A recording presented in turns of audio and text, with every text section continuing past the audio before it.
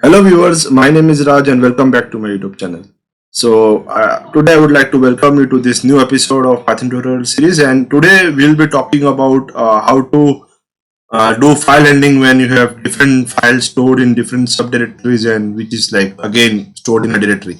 So when you have a complex directory structure and you want to access some files and how to do that. And so if we normally see the file ending like pattern or file ending structure of Python, it's very simple. Like if you know the file path, if you know the file name, just write the file details and you can open the file and you can access the data and you can easily work on that.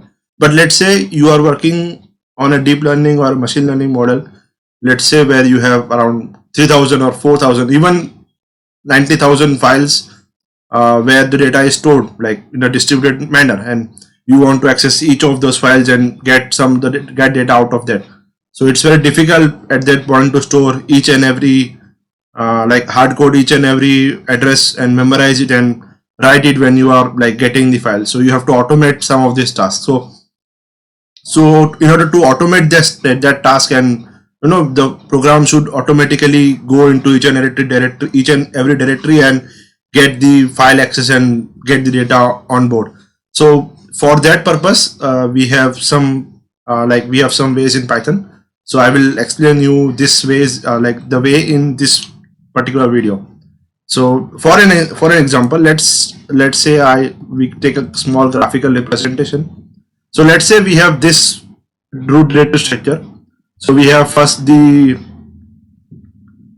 all we have the root directory, and then in that root directory we have two child subdirectories, so which is child1 and child2, and in that child directory we have some files.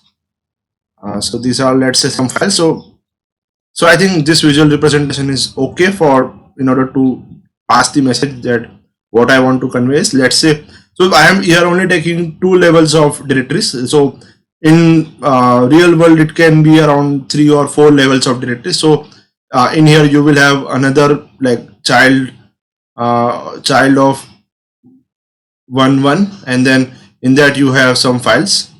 Similarly you will have child of 1 2 and some similarly like this. So at that point of time it's very difficult to remember each and every file address. So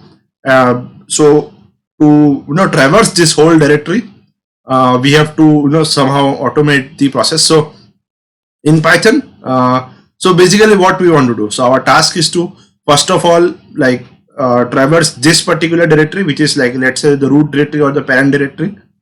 And then if we like, after traversing this directory, to know, like after knowing what are the contents of this directory, then we will go one by one, like accessing the answers that we got for this root directory. So let's say in this root directory we got 3 subdirectories and 1 file, right?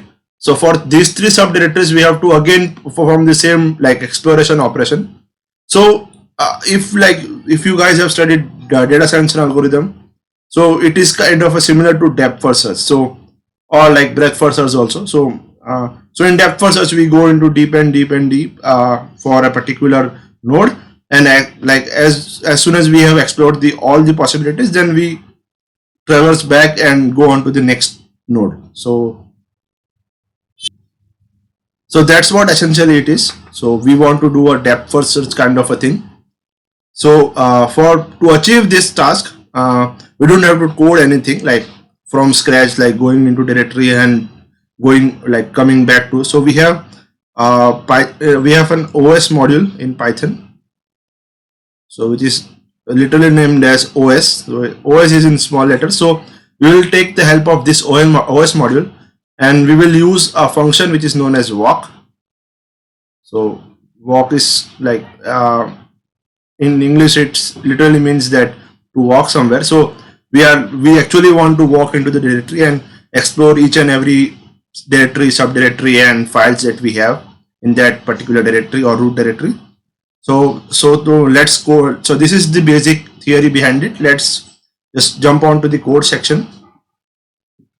So before starting with the code, let me show you the example that I have with me. So this is the directory in which my Python program is. So Python tutorials, this notebook is stored in this directory, and I have the data sets in the directory, same directory as well. So I'm taking this fruits as the root directory. So in that particular root directory, I have like 5 different subdirectories, which is apple, Brabant, apricot, avocado, banana, and blueberry. So in each of these subdirectories, I have 5 files. So these files are image files. So in like while doing machine learning or deep learning tasks, we often have to deal with image files, text files, and like simply known as like data pointer CSV files. So these are the very popular data file formats that we have. So we want to access each of these directories, and like we have to get the data. So let's go towards code. So first of all, we will import the OS directory. So now I have imported the OS directory. So I will have to use the os.walk function. So and in that particular walk function, I have to write the absolute path or the path of the root directory that I want to traverse all the way through. So since it is in the same directory as my Python program is, I just have to write the root directory name. So in my case, it is fruits. So but since it is in my same directory, so I'm not giving an absolute path. I'm giving a relative path. So in the case where the data is stored in some other place in your local PC or in your local remote machine, then you have to give an absolute path for that. So let's say my data is stored in the desktop and I am somewhere in the D or C drive, right? So then at that point of time, you have to mention all like the whole path or the absolute path. It will be something like C for Windows user. I'm not sure about Linux, but for Windows users, it will be something like C and then desktop, and I think it will be users, and then whatever, let's say Raj is your username, and then desktop, and then whatever the directory name is, let's say fruits only. So that's how you will mention an absolute path. But since it is for my case, it is in the same path, so I'm just giving the relative path. So this OS function will basically return 3 things. So it will return the directory name, the subdirectories that are available in the particular directory. So subdirectories, I mean to say, is folders. So in layman terms, so directory is nothing but a folder. So it will give the folder name, and then it will give the subfolders that are present in that particular folder, and at the end it will give the data files that are present. So basically this directory, like the first thing it is returning, it will be a name. The second and third things are nothing but an array. So array of like the names of the subdirectories and the file. So this, it can be empty, it can be like fully, like it can have 1, 2 or n number of things that can be written. So the OS basically gives a list of all these things to be traversed, right? So I will be using a for loop. So I will receive things. Since I'm receiving 3 things, let's give some logical names. So directory, subdirectory, comma files in os.walk fruits, and let's just try and print whatever the contents we are getting to get to know what's actually happening in this particular code.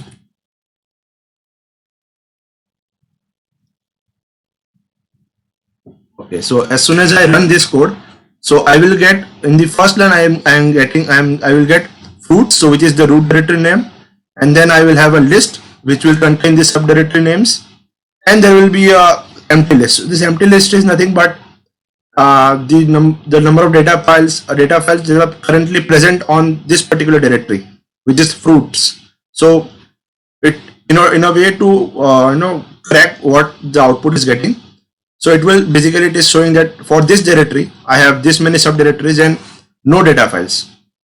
So this is true because if you see in the root directory, I only have subdirectories, I don't have any data files, right? So the data files which are in the subdirectory, it will be traversed when the subdirectories are being traversed. So don't have to worry about that at this point of time. So since we have explored the root directory, now we'll go to the first root subdirectory, so which is Apple Brevron. And then in that particular directory, I have no subdirectories, but I have 5 data files. Similarly for apricot, avocado, banana, and blueberry. So that's how you can traverse each and every directory without any hard-coded logic. So that's very basic logic that I want to convey. So let's say now, since now we have traversed to this particular all these files. So let's say I want to know exactly what the files have, what the files have in them.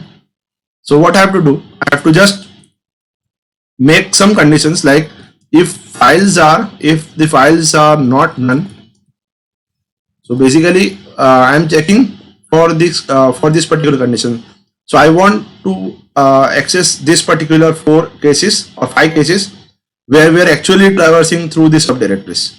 Since I don't have any point to access this particular first iteration where we don't have any data files. So if files are not none, then what I will do, I will iteratively go through each of the files, and then I will print whatever the contents that have. So since it is an image file, I'm just printing the names of the file. So the opening of file depends on the type of file. So let's see, if I had text file, then I will simply print the file whatever that I have.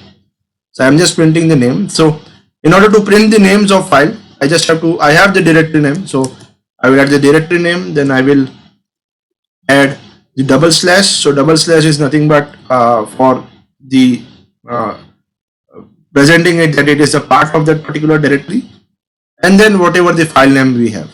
So if I print this thing,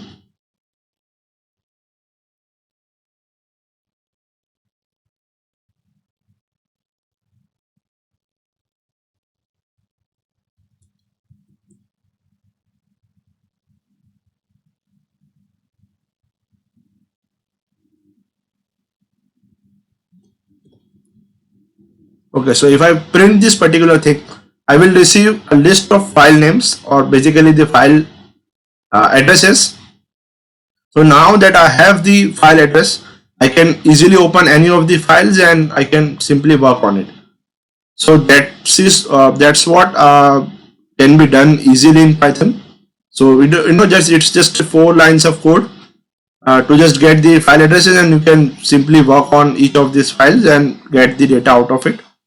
So that's it in this video, guys. Thank you for watching. Thank you for your time. Take care of your health, and we'll meet next time. If you like this video, please share it, comment it, and hit the subscribe button. And I have shared a Discord channel as well. So the channel link is in the description box. So on the Discord server, you can ask any doubts and any questions. I will be more than happy to help. Thank you.